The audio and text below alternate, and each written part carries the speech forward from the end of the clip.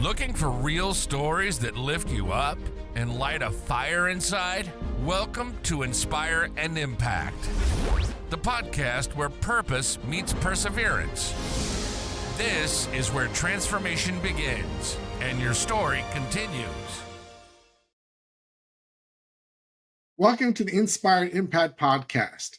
I'm your host, Daniel Rosenstein. This show features real conversations with thought leaders, healers, entrepreneurs, and creatives who share their journeys of growth, purpose, and making a meaningful impact.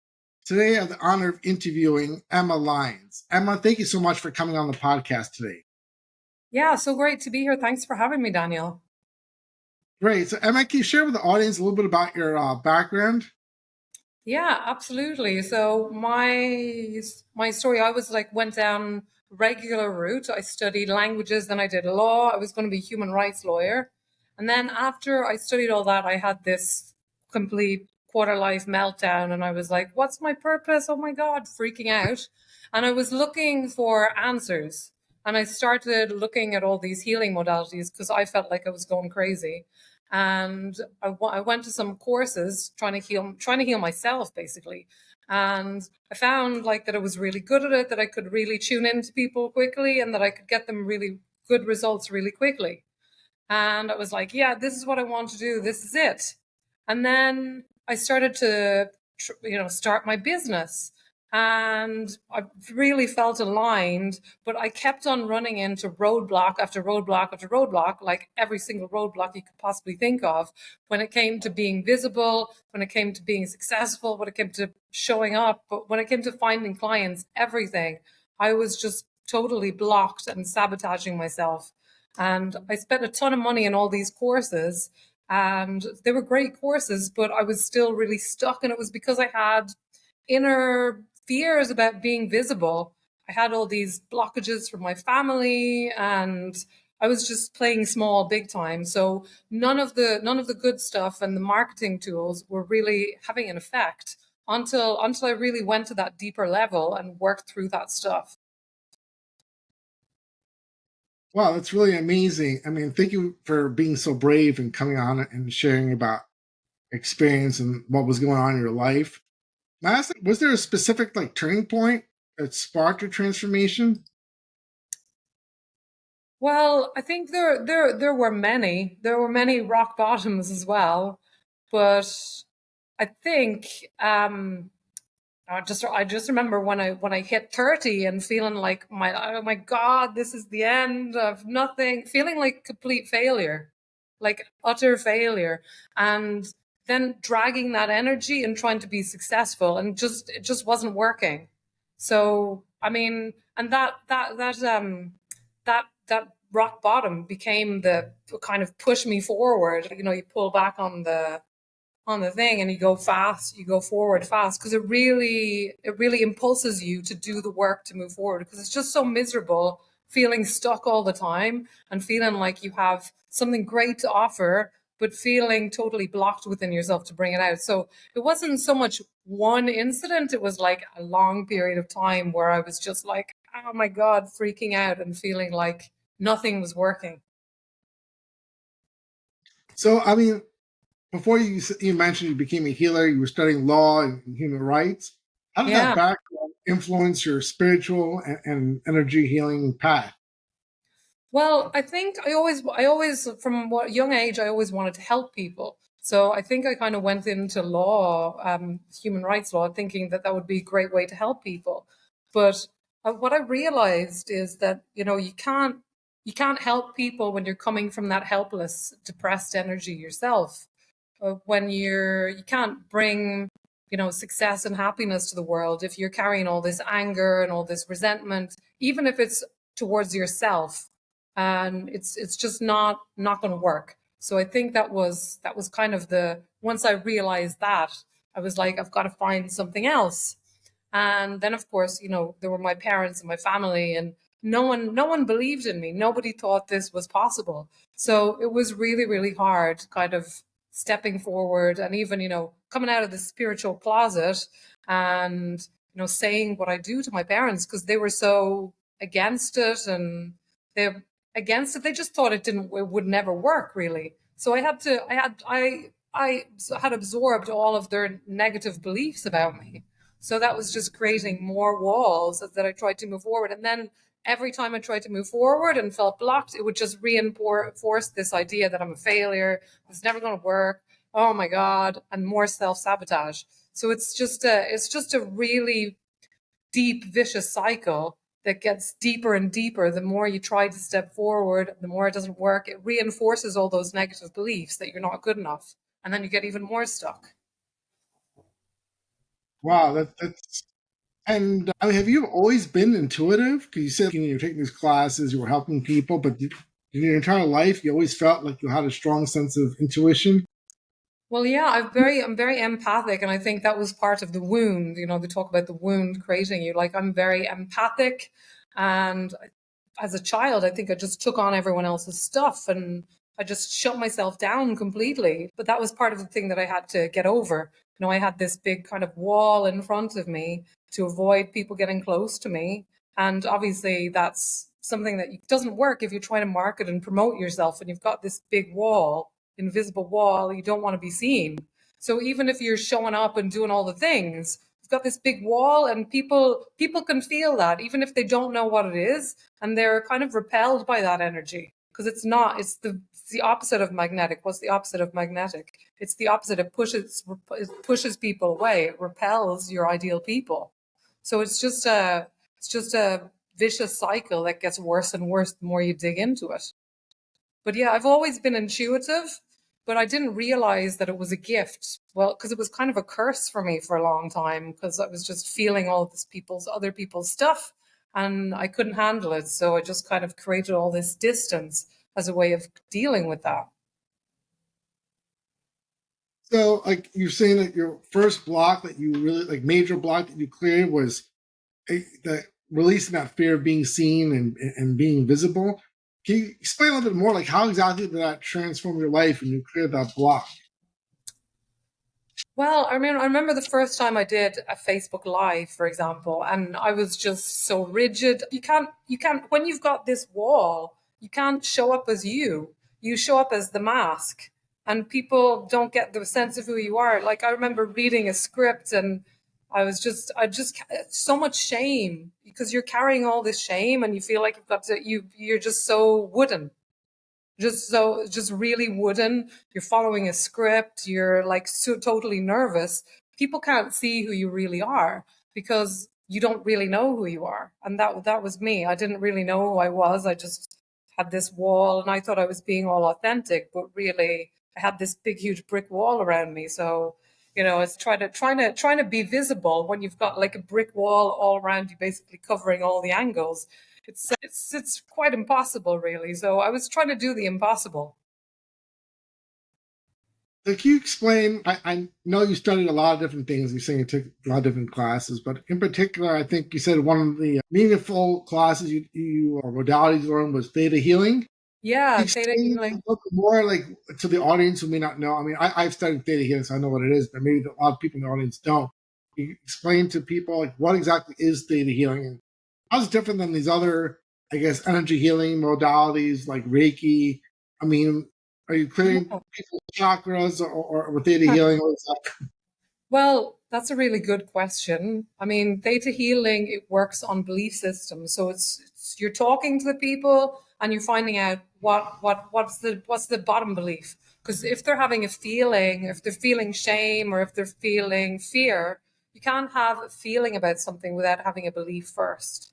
So with theta healing, it leads you back to that original belief. And these beliefs, we often took them on as children. We took them on from our parents before the age of 0 to 7. And also, I learned about the muscle testing. I don't always work with the muscle testing now, but you can kind of read people's energy and help them and take them back to that time when they took on this belief that was serving them then, but maybe isn't serving them now for what they want to do going forward. And you can actually release that, because these beliefs that we're carrying around, they're not actually ours. We've stolen them from someone else. We're belief thieves. So actually, and people think it's hard to let go of these things, but it's really not. It only takes a second.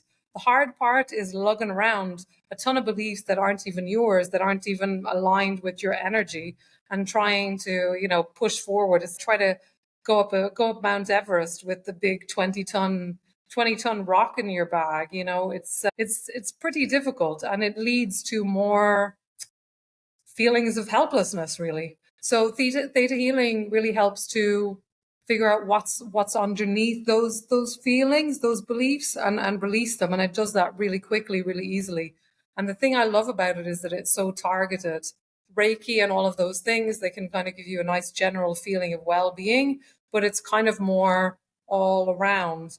Theta healing is quite focused. So if you're having issues with your mother, with your father, with your partner, whatever, you can work on whatever the root of that is and clear that out and shift the energy really quickly with someone who's quite skilled in it at helping you to see what those is. Or you can work on yourself as well, but that can be a bit more difficult because we don't want to see, we need other people to be mirrors for us. So that's where a practitioner, having someone else who can hold that up for you and also hold space for you to let go of the thing. People can release emotions, people can cry, and it happens really quickly. And then the shifts start happening. They start showing up in real life after those energetic or emotional blockages are released. That's really amazing. So you're kind of explaining, like, it really gets like the core belief. It's not like you're just asking somebody like at the top of the mind, because sometimes people think they know what their beliefs are, like what's blocking them. But you're saying like data healing has like a process and go even deeper than like a surface level belief to find out what's the core wound to really remove that. Exactly. There's a core belief underneath it. There'll be like lots of beliefs, negative beliefs are very tricky. You'll have one that shows up at the top, and then you'll have all these kind of supporting ones around. You're not good enough. It's never going to work. You can't move it. You'll never change. All of these things. And then underneath it, very often, it's something like you're not good enough. But probably one of the most common ones that I see. You're not good enough. So many people carry that. And when you start shifting that, if it's the one at the bottom, if you get to the core of it, the other ones just kind of fall away.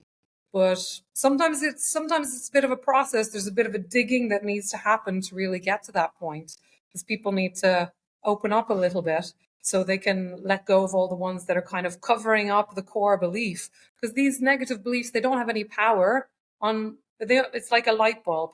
The light bulb doesn't have any electricity. It can't light up without the energy that you give it. And belief systems are like that too. They have no power with the energy that you give to them. And if you've been feeding this negative belief for 20, 30, 40 years, it's got some other negative beliefs that are supporting it. But when you get to the root, it's if you're pulling out a plant, if you just cut off the top, it's going to grow back again.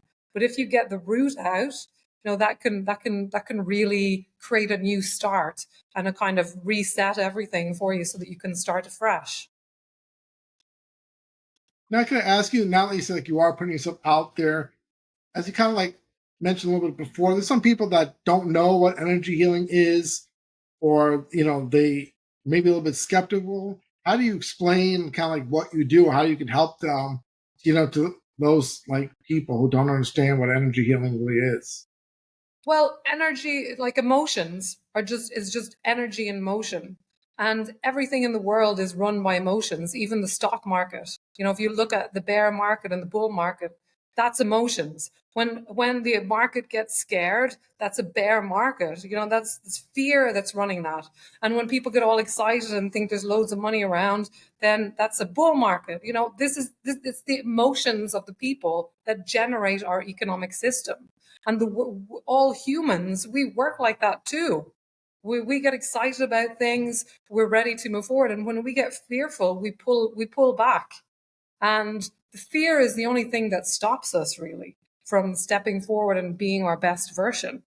And when you release that fear, whatever is holding it in place, that's when the magic can start happening in your life.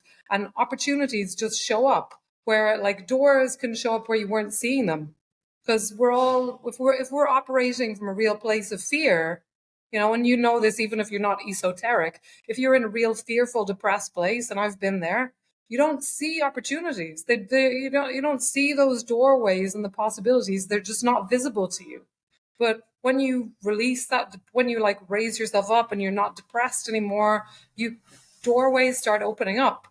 You start seeing opportunities, things start coming to you. You start getting ideas in the shower or whatever. Oh, I could try this. I could try that. And then when you act on them, that's when the magic happens. But when you're in a kind of contracted, depressed state, you don't even see those opportunities. You just see, oh my God, everything's black. And that's it. There's no doorway.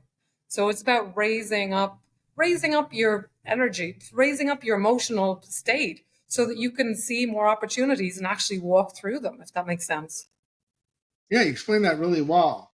Can I ask you, what are some like the biggest issues that are common issues that a lot of people come to you for? Is it like money, financial issues, relationship issues, health issues?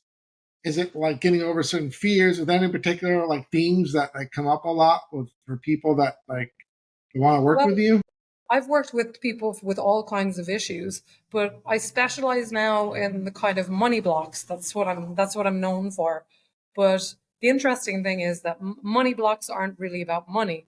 They're about self-worth. They're about much deeper things. The money is just the kind of surface thing.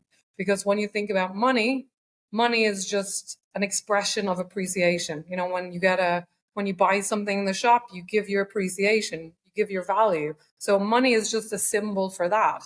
And we as a culture have put so much shame and all these weird beliefs on money. And that's really what's blocking it, and self-worth. So that's what I really help people with mostly. And also imposter syndrome, visibility blocks, all of those things. I specialize in working with female heart center. I've worked with men as well, obviously, but my main core of people that I work with is female entrepreneurs that have kind of hit an upper limit.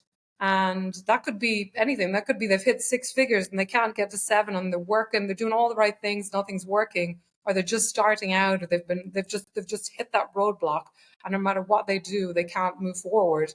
And that's a classic sign that there's some belief that's keeping you contracted, and that's the comfort zone.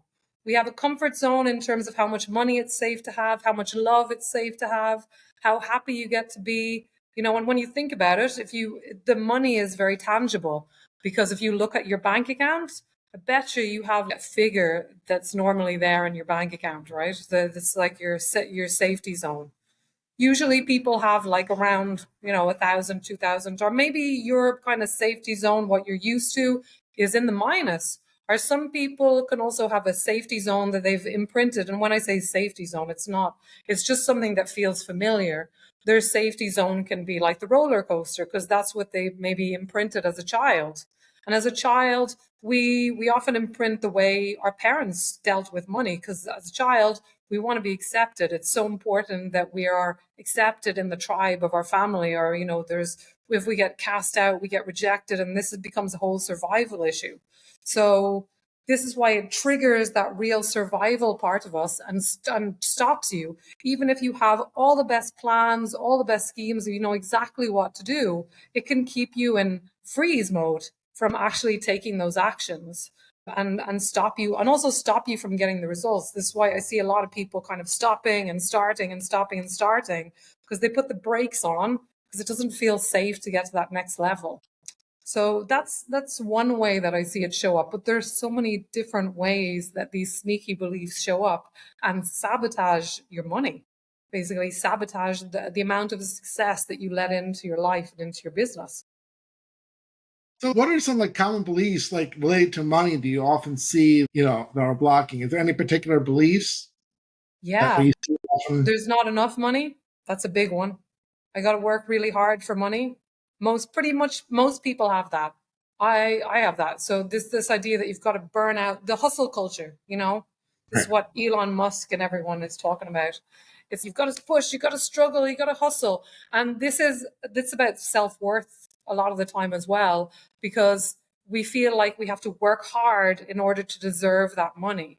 But for lots of people, that doesn't work. They just end up burning themselves out and not moving forward. It's like you're spinning your wheels and not moving an inch, or moving one step forward and two steps back constantly.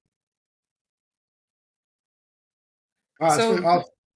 yeah, they're the big ones. And then also there's belief that money is bad, money is evil, it's not good to have too much money.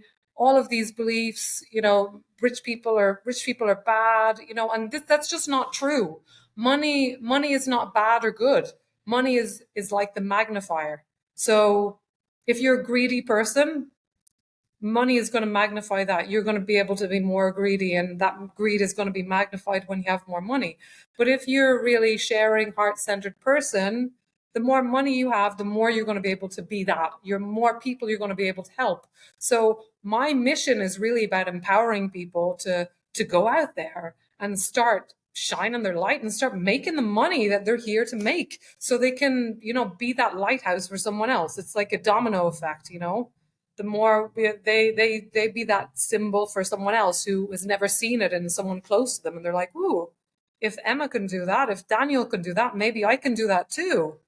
And then they can start modeling that. And that's really, really important. If it's not even about, so working this beliefs is important, but even just modeling that energy for other people is really powerful, especially people in minorities, women, all these people who culturally haven't had the money, in the past. There are all these, they have all this, we have all this cultural baggage. This is why women's clothing doesn't have pockets, because women historically, not that far back, women didn't handle the money. That was the man's job. And there's still a lot of that in relationships. Women, we still carry the legacy of that. And that's something that we have to break through if we're really serious about being successful, and modeling that for other women and expanding our impact into the world. Well, I have to say, and just to give you some feedback, whatever transformation work you've been doing, it's obviously working really well, because you speak extremely well. And you speak with a lot of self-confidence. And like, I would have never known that you had any issues about putting yourself out there and not wanting to be visible, because the way you speak with so much self-confidence, it seems like you've always been, I've just met you, so I don't know what you were like before, but you speak with so much self-confidence, and it's like visibility comes natural to you. I mean, right now. So congratulations on whatever work you have been doing, because it's obvious to me it's working really well. Well, yeah, like I said, it hasn't always been like this. Like I said, my first Facebook Live, I forced myself to do it. I was like white knuckling it. And when you're carrying shame, which a lot of people have a lot of shame in themselves, that's such a low vibration. That's like the lowest vibrational frequency that you can have. It's really, really hard to show up as you, because the shame just takes over.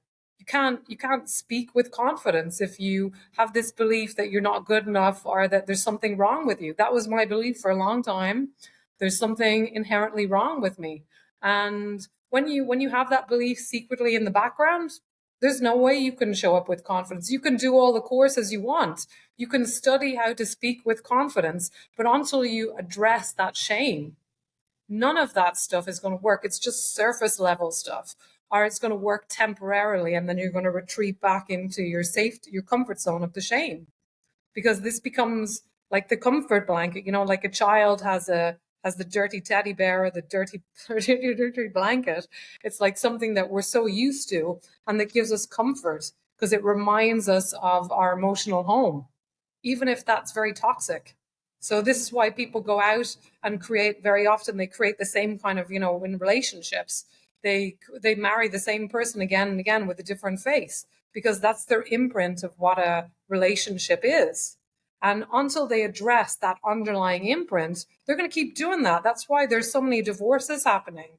This is why, and also money and wealth and love and sex, they're so connected, because it's all about receiving, particularly for women, but also for men, because it's all about receiving. And I want to say that women struggle more with receiving than men generally.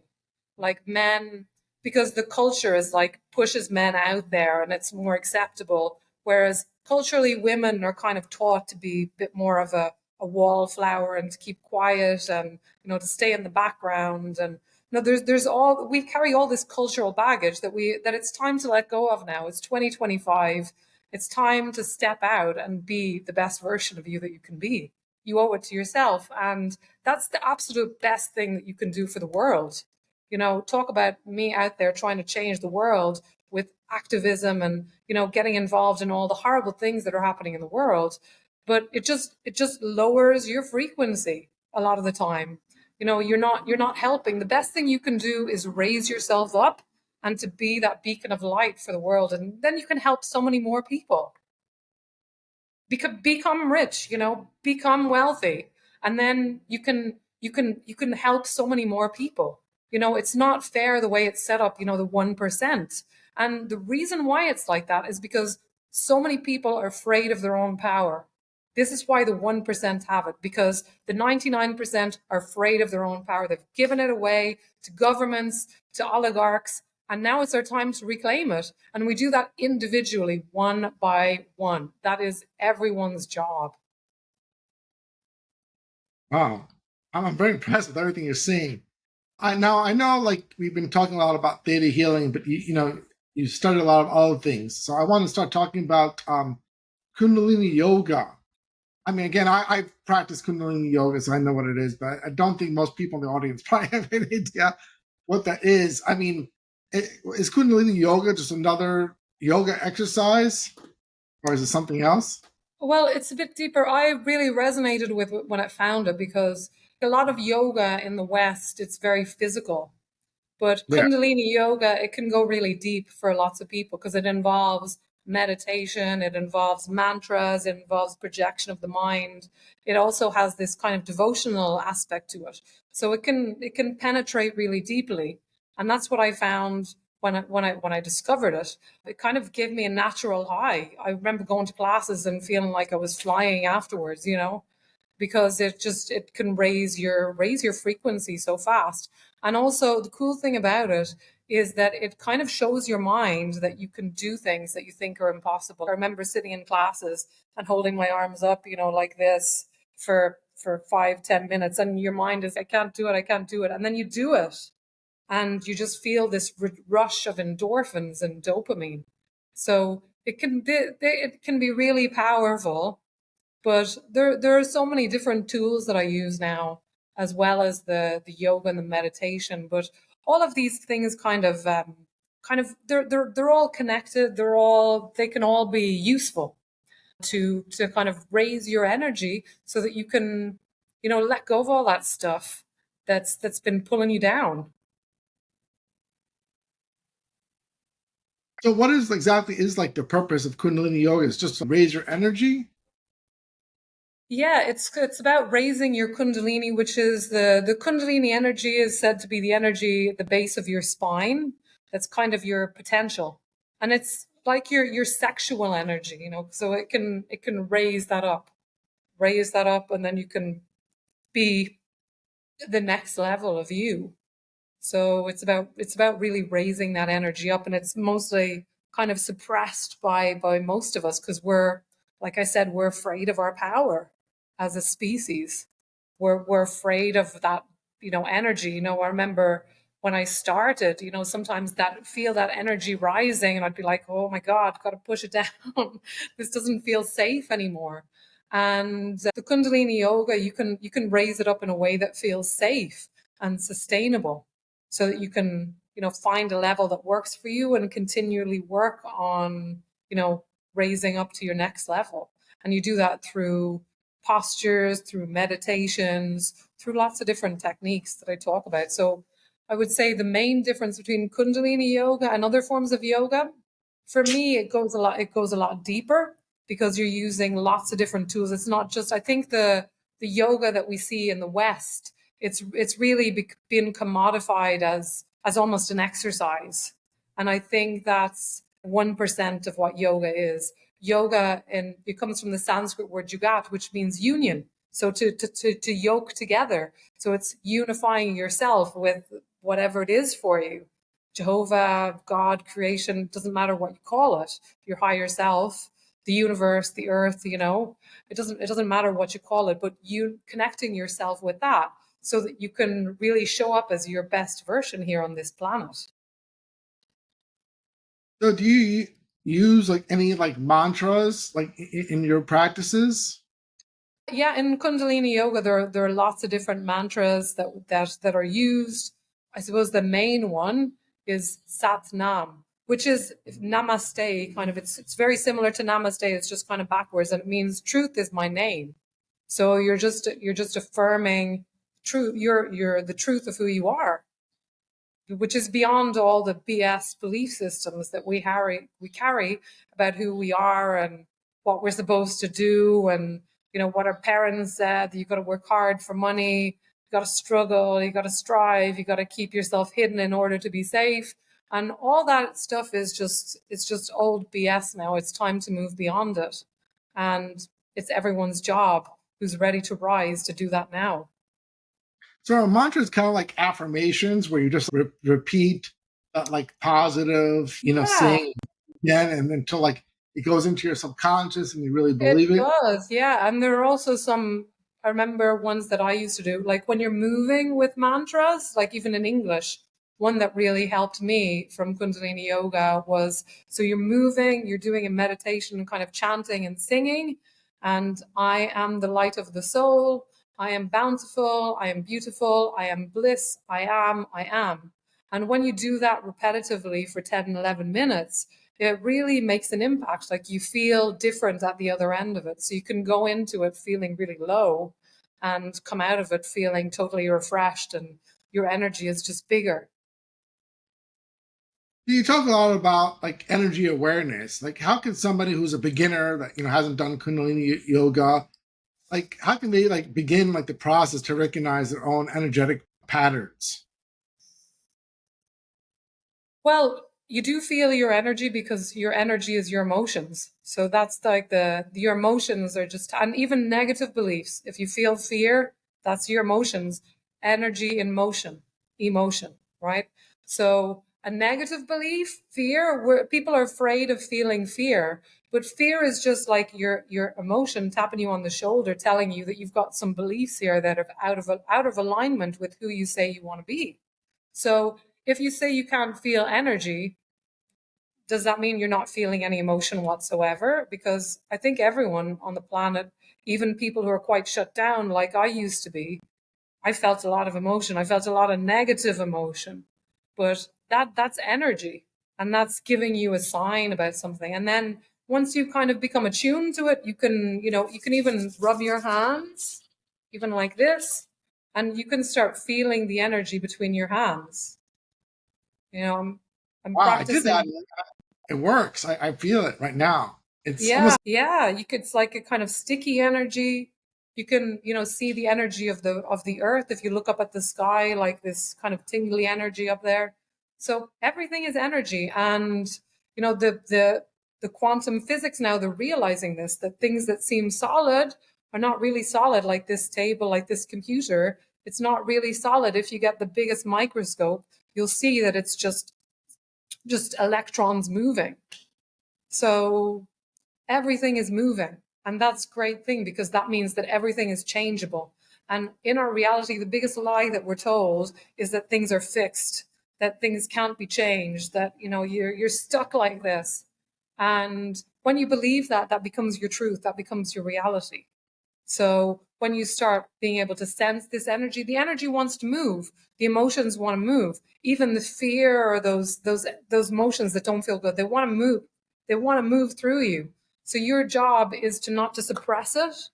You want to feel it. So this fear is coming up. All right. So what's the message this fear has for me? What's this telling me? What is it that I'm really afraid of here? You can ask yourself questions like, what's the worst thing that could happen? And people are afraid to ask themselves that. What's the worst thing that could happen here?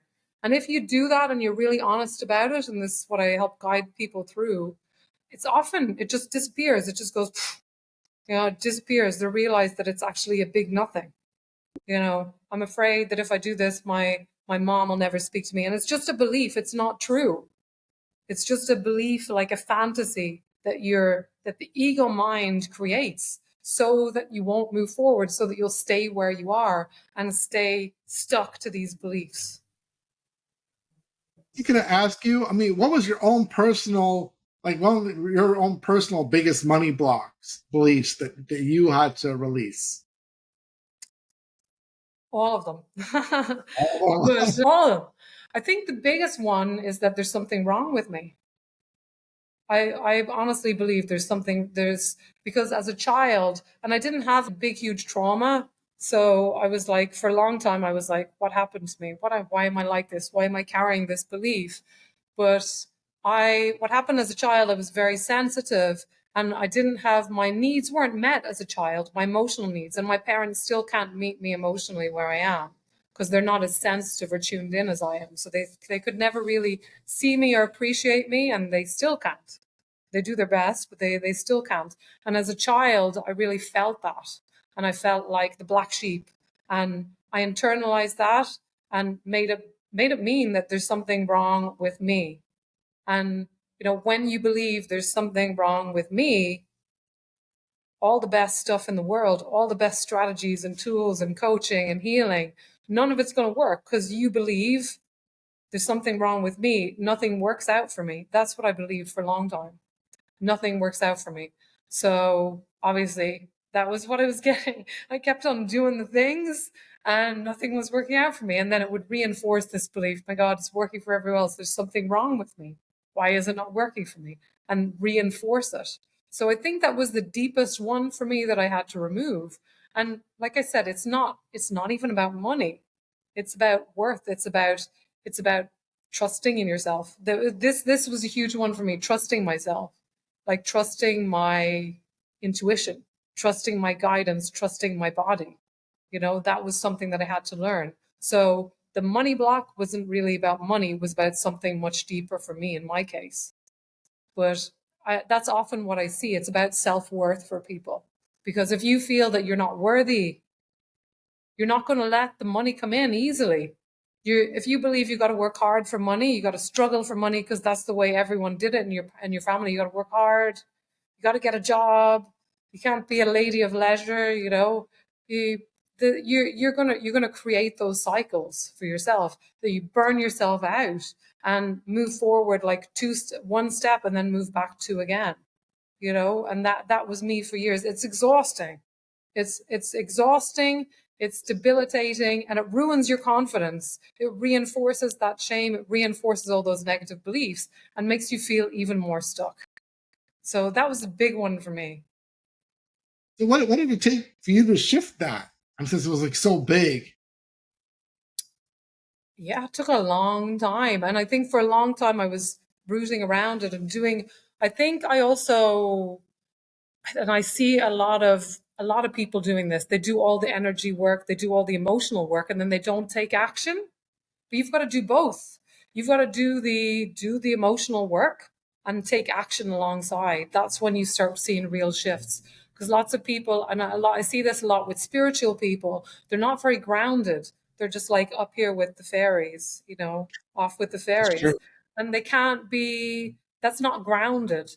But we want to ground that spirituality, that is those emotions, so that they can actually change the planet Earth, because that's what we need. We don't need people off all the time with the angels and whatever it is for them. No, you want to ground that so that you can change the world. And you do that by changing your world. Because your world, you create that through what you see in your belief system. It's like a filter that you have over your eyes.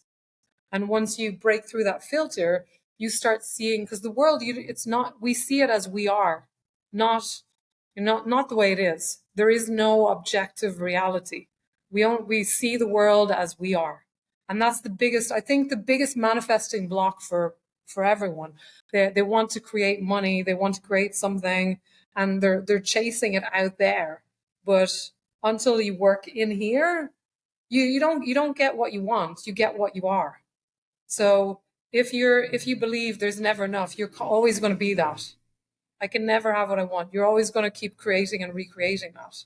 That's going to be your reality until you change that. Wow. So like you mentioned, like you help a lot of people, like, shift their money beliefs. But why do Yeah. you think so many people still believe they have to choose between, either what they love or, prosperity and being rich? Is one or the other? Well, that's the teaching. That's what we're taught. That's what we've been taught from our parents. Most people's parents, they come from that age. I know my parents do. You got to work hard for money. You got to get a regular job. You got to settle down. So that's what we've been taught. That's what our culture has, that's what the educational system is designed to implant into us. You got to work hard. You got to go to college. You got to study. You got to get a job. You got to make money. You got to work 9 to 5 or whatever, work really hard. Even people like the billionaires, they model that for people. You got to work really hard. You got to struggle. You got to push. You got to work 24 hours a day. And it's just not true. And for a lot of people, that absolutely doesn't work. That's very much counterproductive, particularly for women, because that's not the way women are designed. Women are not designed the different masculine and feminine energy. If I could talk about that for a second, like masculine, doesn't matter what your sex is, but if you have a dominant masculine or feminine energy, it affects how you act in the world.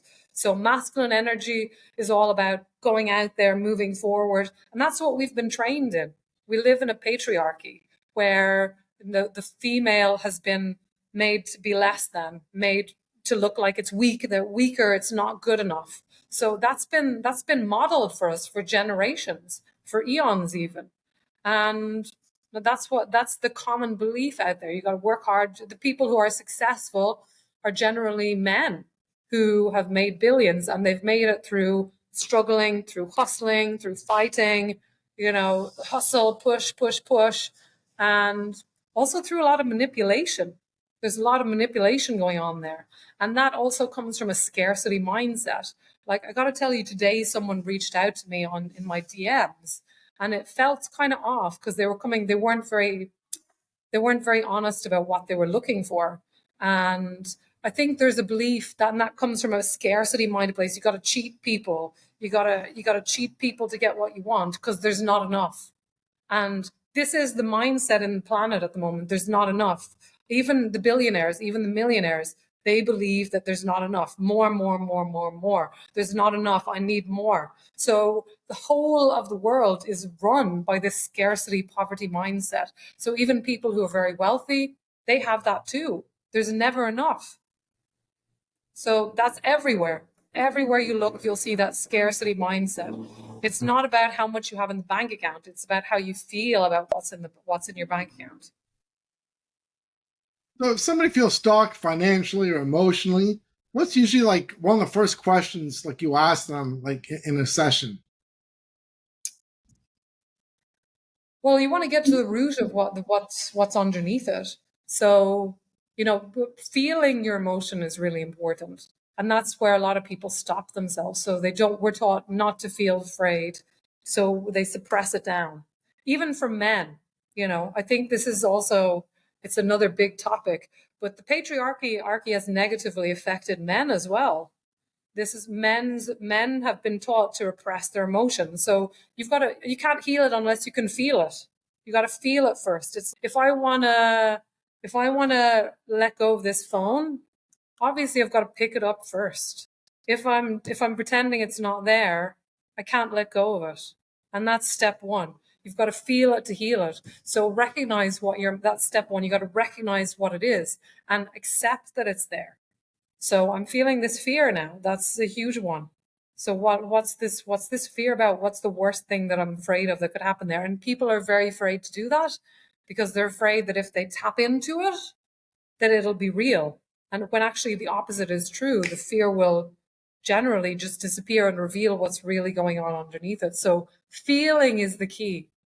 And that's not what we're taught. We're taught to repress it, to not express it, to push it down, to hide it, to pretend it's not there, to put it on a mask.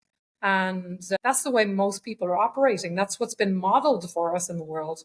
There's very little true authenticity out there. Everyone's wearing a mask and hiding because they're coming from this scarcity fear-based place. Even people who are very successful now. and have made their millions, but they're still living in fear, and I've got to hoard and I've got to keep it to me, you know? Can you share maybe one or two stories of your clients' transformations that you helped them achieve? Yeah, I mean, there are two that really stand out to me right now. So I had one client, Carmel, and she was starting a personal training business. And what she noticed, she knew she was really good at her work, right? She had the track record and everything. And when she went and tried to speak to people about joining her program, she would find that they would always try to negotiate with her on the price, and that it was always a big struggle. And, they tried to negotiate her down. After she went through my program, a couple of weeks after, she launched her own program, and she was amazed by how easily she filled that program. And when she got people on calls with her, surprise, surprise, not one single person tried to negotiate with her about the price, because she was embodying that value. So that's the difference. She had the exact same script. She was saying the exact same things, but she was showing up totally different. So that's one. And then the other one that I can think of was Phyllis. And she was very poor growing up. So she had loads of shame about being poor, wearing old clothes to school, and being bullied for that. So she was carrying a lot of shame, and she had a lot of hiding going on about, stepping forward and being visible in her business. But so after she worked with me, she hired a marketer to help her with her business and do all the stuff that she really didn't want to do. So she had the confidence, and clients started showing up. She started feeling visible. She filled her program as well. And she was able to show up a totally new person on social media and really talk about what she did with confidence, whereas before she was kind of like, oh, I'm a women's hormone coach, which nobody's confident in that. She was able to stand up and really say what she does from a new level of confidence. And that wasn't about, nothing changed about what she did. It just changed about how she showed up and how she felt about herself and how confident she was within herself. And the same for all my clients. It's really about how you show up. It's like that song. It ain't what you do, it's the way that you do it. Wow, that sounds like really amazing stories. Can you maybe share a little bit about, you say you heal people from like their money issues, ancestral trauma, sometimes relationships, but what ties all these breakthroughs together? Is there like some type of common denominator? I mean, so often it comes down to I'm not good enough thing. I can't tell you, relationships, everything, like it's all connected. I don't deserve it. There's something wrong. Yeah, that the oldest one in the book is I'm not worthy. That's what so much of this comes down. Because if you're not owning your worth, people are gonna see that on some level, and they're not gonna buy your worth if you don't believe it yourself. So that's really that's the common thread in all of this. But also, like, beliefs about money. Money is bad. Money is the root of all evil. People like me don't make good money. Or, like our community. People are afraid about rising above their community. This is true for minorities, and people don't want to rise above their community group, because then they'll be cast out. And that's a big deal. I mean, it might sound silly, but if you think about, generations back, if you were cast out from your tribe, that meant you died. That meant you were dead on your own, all alone. So it brings up this reptilian brain that's just wants to protect you. So we got to work with that first of all. And it's not logical. People try to work at it with logic, and it doesn't work. It's not logical. It's emotional. It's energetic. And when you work at it from that emotional, energetic level, it just moves. It wants to move. Energy and emotion, it's ready to move, but we keep it stuck there. We keep holding on to it, and letting go of it is so easy. The hard part is it takes so much energy to hold on to something that's not even you, who you are, that's not in alignment with who you are. And that's why so many people are so exhausted all the time. They don't have energy to do what they want to do because they're so busy struggling with things that aren't even them. That's really true. What can I ask you? Because you talked a little bit before, like in the beginning, about intuition. Like, how does like intuition play a role in both like your personal life and how you help your clients? Well, I mean, I can see things very quickly in people, usually. Like when I see people, I kind of just know stuff about them, especially when they start talking. So we all have intuition. Everyone, every single person. And this is something that's kind of been repressed in our culture. Like we're so logical.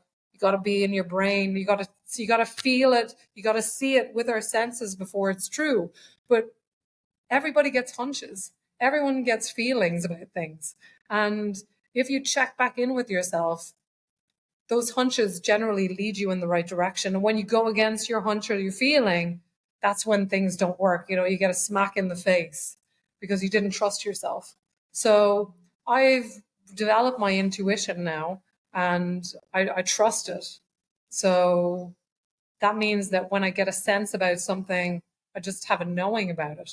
And I help people generate within that self-trust within themselves. And that's really the key to everything, trusting yourself. And then nothing can go wrong because when you trust yourself, people, feel like they're going to be betrayed by someone else, this fear of betrayal. But if you trust yourself innately, nobody can cheat you because you're going to pick it. Your bullshit detector is going to be so strong that you're going to see them coming and you're going to trust that inner knowing and you're going to go the opposite direction. So, what is like a fully empowered? Can you talk about being empowered? What does like a fully empowered and awakened and abundant life look like to you?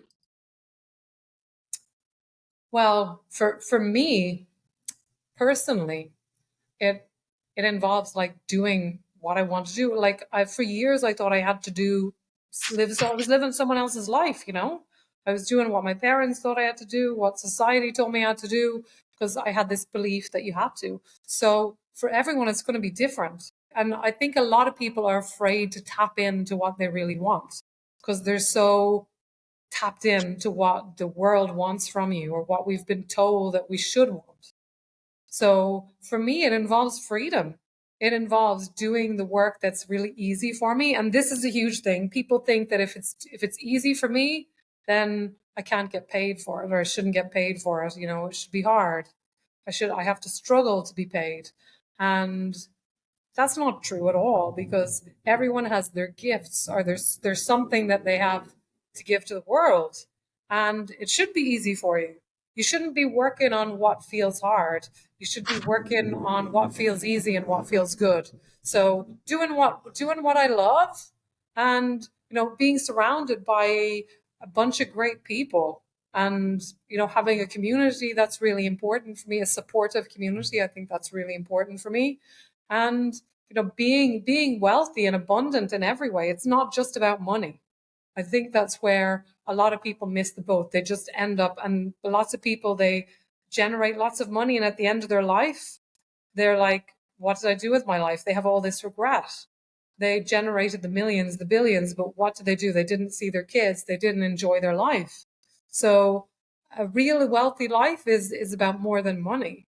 It's about enjoying your life. It's by having rich relationships. It's about being truly tapped into who you are. And in my case, who I am, and showing up authentically as that and attracting the people who are aligned with that. And some people won't be, and that's okay. Let them find whatever feels good for them. But you want to be attracting people who are fit for you rather than trying to force your puzzle piece into something that's the complete wrong shape. That's a recipe for disaster. So you just want to feel like, oh my god, this feels right. And for me, it's like about traveling, it's about freedom, it's about having beautiful relationships, deep meaningful relationships. I'm not into the whole superficial thing. So I want to go much below the surface and really, really connect with people at a deep level and be teaching and empowering them to do the exact same thing. So, if somebody had any questions about an interview today or they're interested in working with you, what are the best ways for them to get in touch with you? Well, I have a free gift which is a self-sabotage checklist. And I will leave so you check it. The first thing that you should do is check out that self-sabotage checklist, because it has all the ways that we sabotage ourselves. And once you go through that, you might start realizing, all the sneaky ways that it's showing up for you. And it also gives you tools and strategies about how to break through it. And also you can check me out on my website, which is emmaslyons.com. Well, we'll be sure to make sure that checklist is in the description underneath the podcast, so make it easily amazing. Find it. Great. And so as we get near to the end of this podcast, is there any final messages or anything else you'd like to share with our audience before we end for today? I would just say, I don't want to curse, but it's your time now. F it, it's your time. So just you decide when your time is and make that time now, make that decision. So take one action now, whether it be my checklist or reaching out to me, or do something now. If this podcast has fired you up, take some action on it. Don't just let it sit, because that's when you get really empowered, when you get inspired and you take immediate action. So I would say, take one action after this podcast that's going to move you forward in the direction of what you want. And it can be the checklist or something else. Find something, but take one action. Reach out to one person who's going to move you forward in a direction that feels more aligned than where you are now. And that's step one on your journey. Well, Emma, thank you so much for coming on this podcast and sharing about your own personal life story, as well as giving advice to the audience. It's obvious to me you're a true expert in transformation. So thank you for sharing all this with everybody. I think it's so important. We need more people like you, like I said, like our light barriers, that showing people the truth, that they can empower themselves, that there's more life than feeling hopeless. So hopefully some people take your message to heart.